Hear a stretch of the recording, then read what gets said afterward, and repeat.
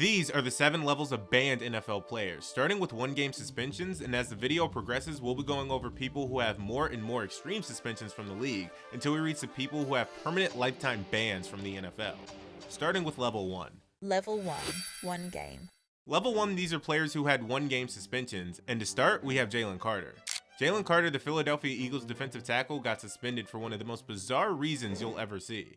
During the season opener against the Dallas Cowboys, Carter literally spit on quarterback Dak Prescott during an injury delay. Not during a heated play, during a timeout while a player was down injured. The NFL treated his ejection from that game as serving his 1-game suspension, meaning he forfeited his $57,222 game check but didn't miss any additional games. What makes this even more embarrassing is that it happened right after the Eagles raised their Super Bowl banner. Carter apologized, calling it a mistake that happened on my side and it just won't happen again. But we're not sure about that. Let's talk about Dre Greenlaw. The Denver Broncos linebacker got hit with a 1-game suspension for going after a referee. Now Greenlaw isn't just some scrub. He just signed a 3-year, $31.5 million contract with Denver and was making his season debut after missing 6 weeks with injuries. But after that 33-32 victory, Greenlaw completely lost his mind. He chased after referee Brad Allen and verbally threatened him as he tried to leave the field. The NFL suspended him for violating the unsportsmanlike conduct rule. It cost him $192K and a game against Dallas. We also have Brian Branch from the season. Brian Branch, the Detroit Lions safety who got hit with a 1-game suspension for starting a post-game brawl.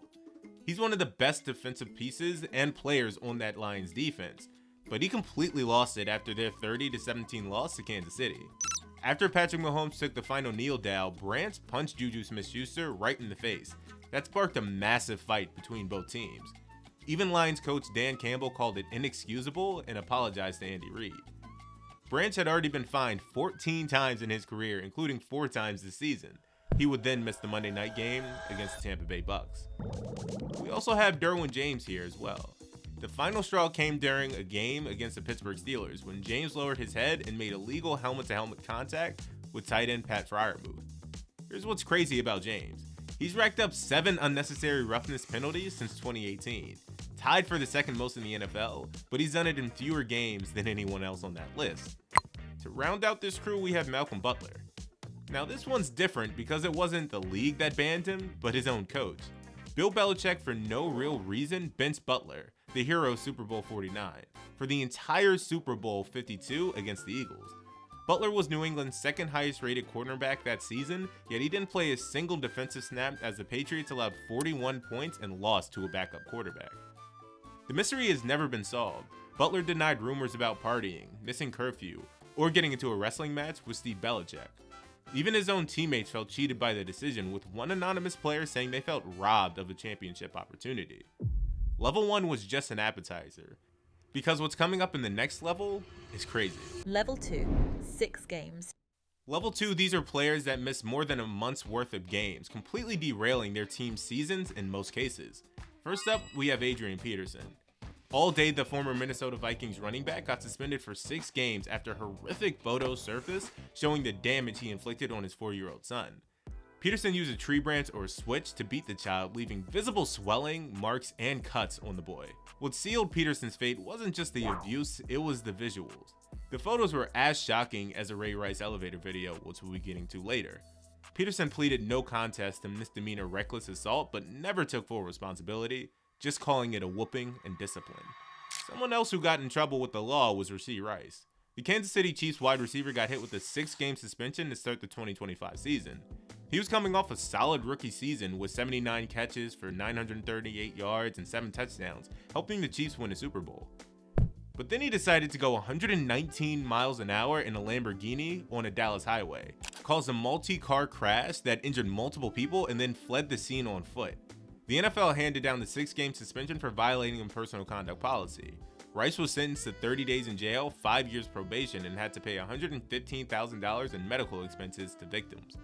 He came back earlier this year from the suspension, and it sucks because the Chiefs have been good ever since. Some of you may or may not know this, but Odell Beckham was suspended this season. OBJ, the former All-Pro wide receiver, got hit with a 6-game suspension for violating the NFL's performance-enhancing drug policy. Beckham says he never knowingly took any banned substances. When he asked the league what he tested positive for, they told him your testosterone levels are too high. He accepted the suspension and still wants to return to the NFL. At 33 years old, he won't be eligible till week 12, so we probably have seen the last of him. Another former NFC East demon is Ezekiel Elliott. Ezekiel Elliott, the former Dallas Cowboys running back, got 6 games for violating the personal conduct policy, with the NFL citing persuasive evidence that Elliott committed physical abuse against his former girlfriend Tiffany Thompson at least 3 times in July of 2016. Elliott's case became a circus.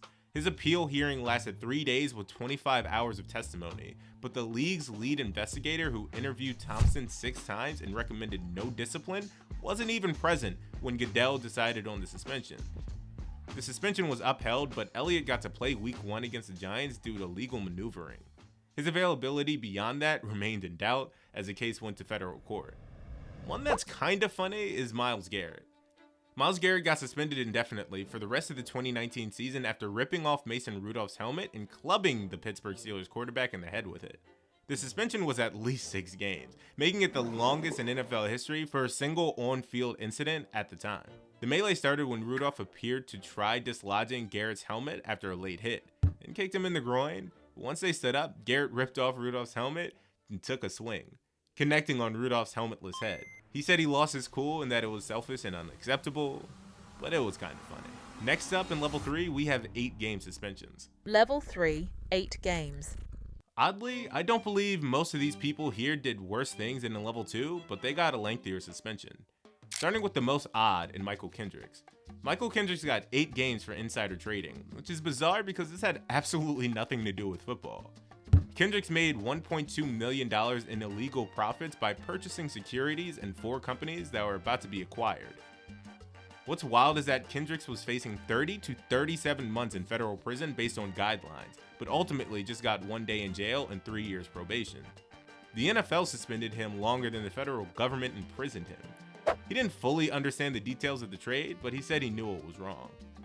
The Seattle Seahawks actually signed him 1 week after his guilty plea, showing teams were willing to overlook white-collar crimes. Another white who likes to commit crimes is Richie Incognito. When I said most people didn't do worse things than level 2, I wasn't referring to him. Richie Incognito, the former offensive lineman guard, got suspended for the final 8 games of 2013 after the Jonathan Martin bullying scandal exploded. The Ted Wells investigation found Incognito subjected Martin to a pattern of harassment that included racial slurs and vicious sexual taunts about his mother and sister. Incognito boasted about breaking J-Mart in a notebook after Martin left the team, and when the investigation began, he asked another player to destroy the book. The dude sucks, and the same goes for Anthony Hargrove. Anthony Hargrove got 8 games for his role in the New Orleans Saints bounty scandal, where the team paid defensive players improper cash bonuses for hits that injured opponents from 2009 to 2011. Hargrove denied lying to league investigators, but the NFL wasn't buying it. The Green Bay Packers signed Hargrove in March 2012, then released him in August before his suspension even began. He had seen his practice snaps dwindle as the team prioritized getting players ready who would actually be available for week 1. We also have Tank Johnson here. Tank Johnson, the Chicago Bears defensive tackle, got hit with an 8-game suspension for violating probation on a gun charge. Now, Tank wasn't just some backup, he was actually a key piece to the legendary 06 Bears defense that went to the Super Bowl. But Johnson had some serious legal troubles. He violated probation on weapons charges and spent 2 months in jail before getting released in May of 2007. The Cowboys signed him during his suspension, but he had to sit out half the season. Someone with a similar charge was Chris Henry. Now, Henry was suspended multiple times, but we'll talk about the longest one he had.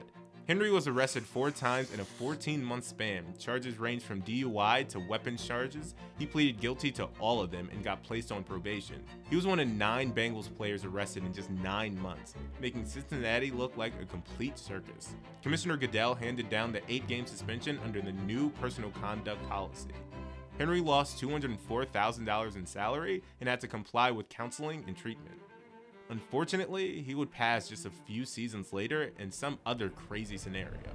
We also have Cam Sutton here, the former Pittsburgh Steelers cornerback who got hit with an 8-game suspension for domestic violence. He had spent a solid 6 years in Pittsburgh as a starting corner, then signed a 3-year, $33 million deal with Detroit in 2023.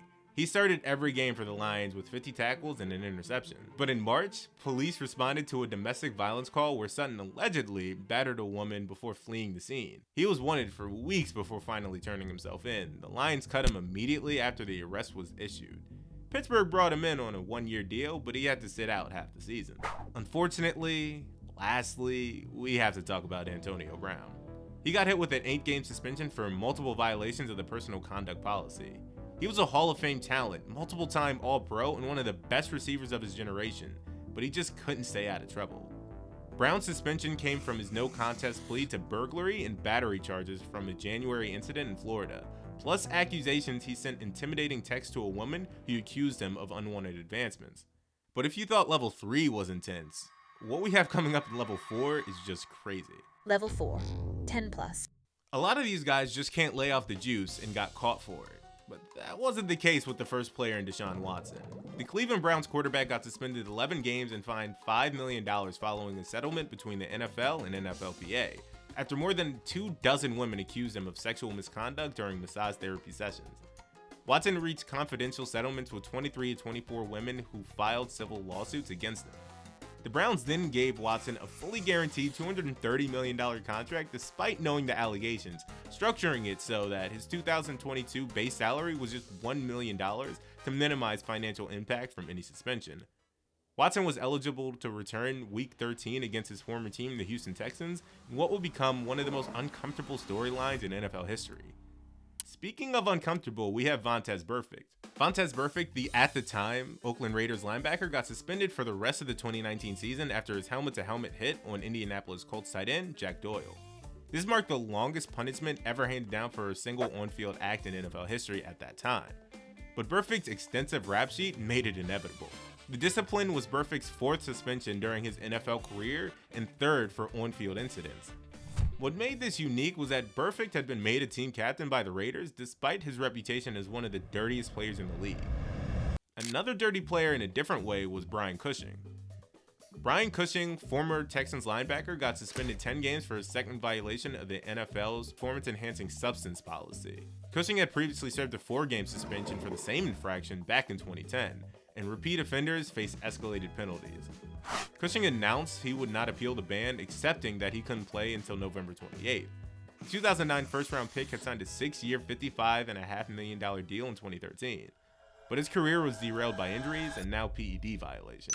Sadly, we also have to talk about the greatest kicker of all time here in Justin Tucker. Justin Tucker got suspended 10 games for violations of the personal conduct policy after 16 massage therapists from 8 Baltimore area spas accused him of improper behavior during sessions from 2012 to 2016.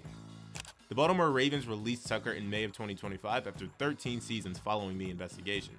Tucker denied all misconduct, but the NFL's investigation found sufficient evidence to warrant discipline. He won a Super Bowl with Baltimore, made 7 Pro Bowls. He was a lock for a first-ballot Hall of Famer, but now I'm not so sure. Another Raven who committed a crazy act was Ray Rice. The former Baltimore Ravens running back was initially suspended for just 2 games for knocking out his then-fiancée, Janae Palmer, in an Atlantic City elevator. But when the video leaked showing Rice's brutal punch, Commissioner Goodell suspended him indefinitely, and the Ravens cut him immediately. The Ray Rice case changed everything about how the NFL handles domestic violence. Goodell admitted he didn't get it right with the initial 2-game suspension, and the league implemented sweeping policy changes, including 6-game minimums for first-time domestic violence offenders. The public outcry was so intense that it forced the NFL to completely overhaul its policy. This essentially banned Ray Rice forever, since he never got another opportunity in the league. And if you thought things were starting to heat up in level 4, wait until we get to level 5. Level 5, 1-year ban. These players were banned for a full season, starting with Pac-Man Jones.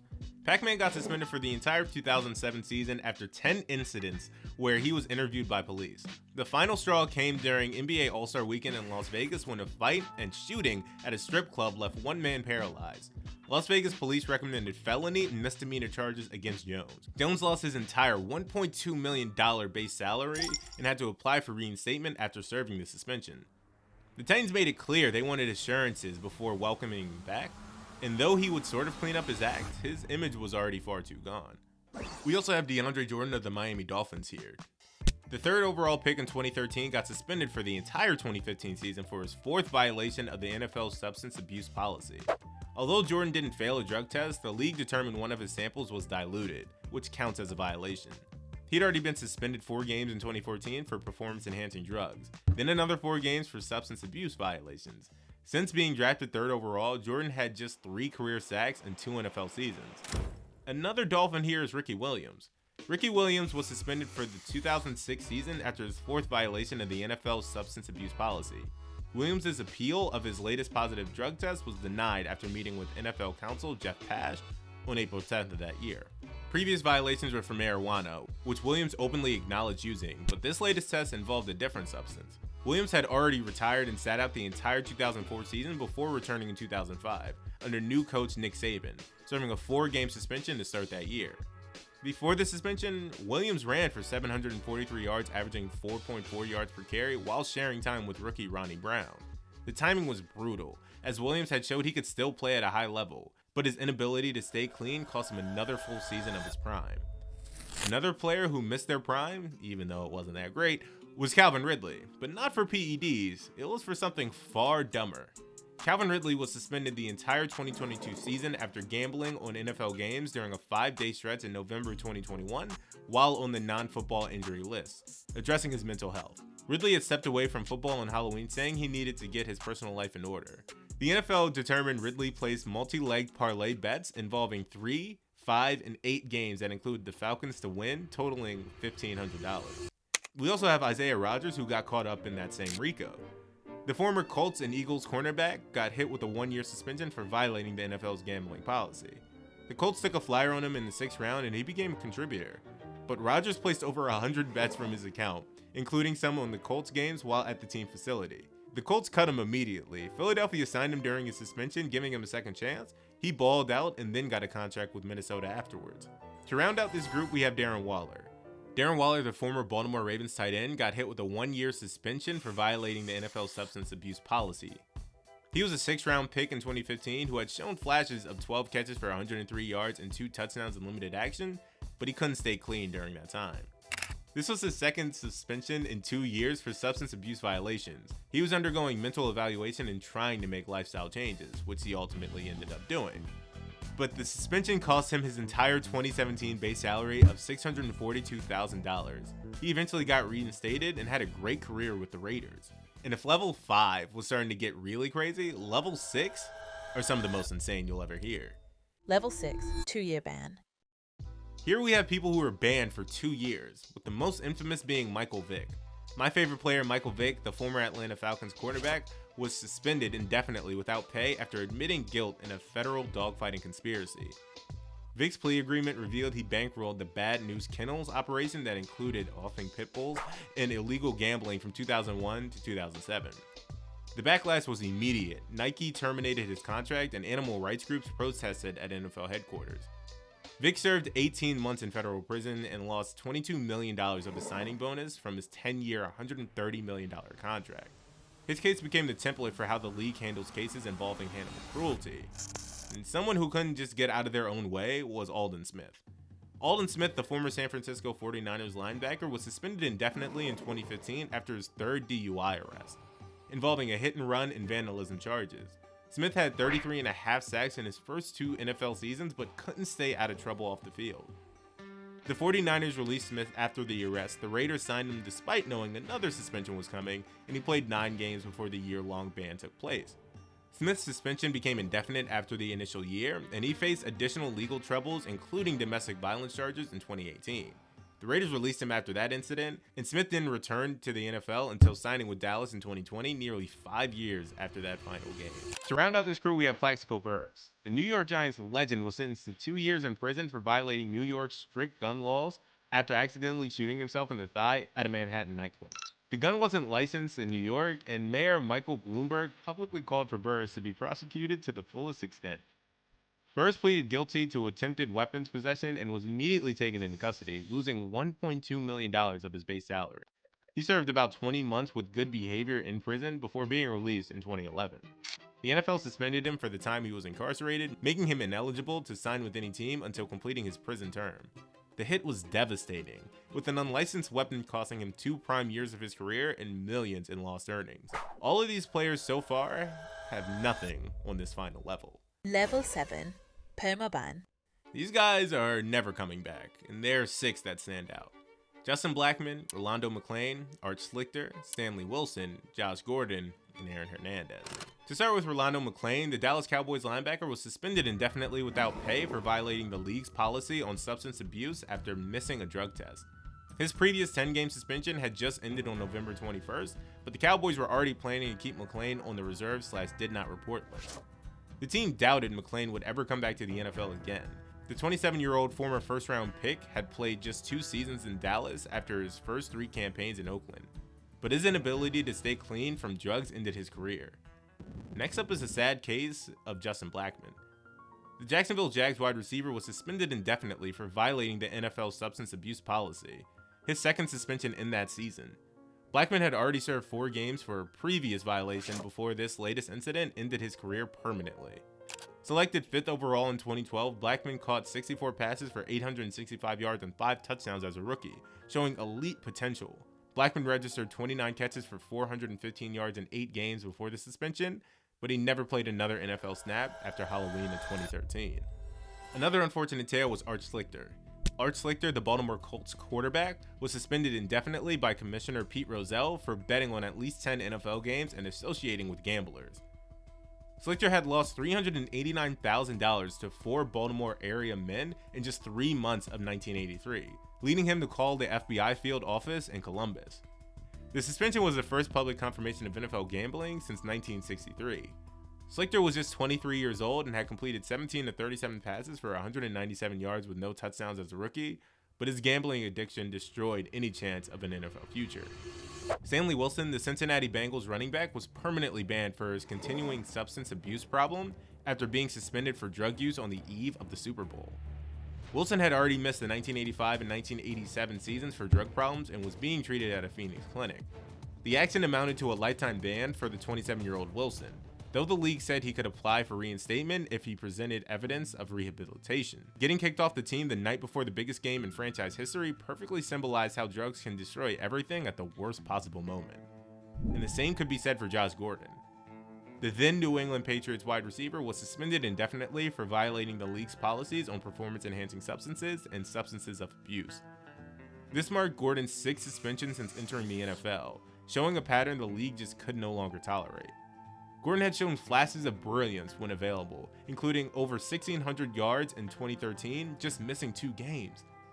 He played just 11 games from 2014 to 2017 due to various bans. The Patriots had claimed him off waivers, hoping Bill Belichick could provide the structure Gordon needed. The indefinite suspension effectively ended Gordon's career at age 28. Lastly, we have Aaron Hernandez, and we all know how that one went. And so there you have it, the 7 levels of banned NFL players. Subscribe if you're new, and thanks for watching.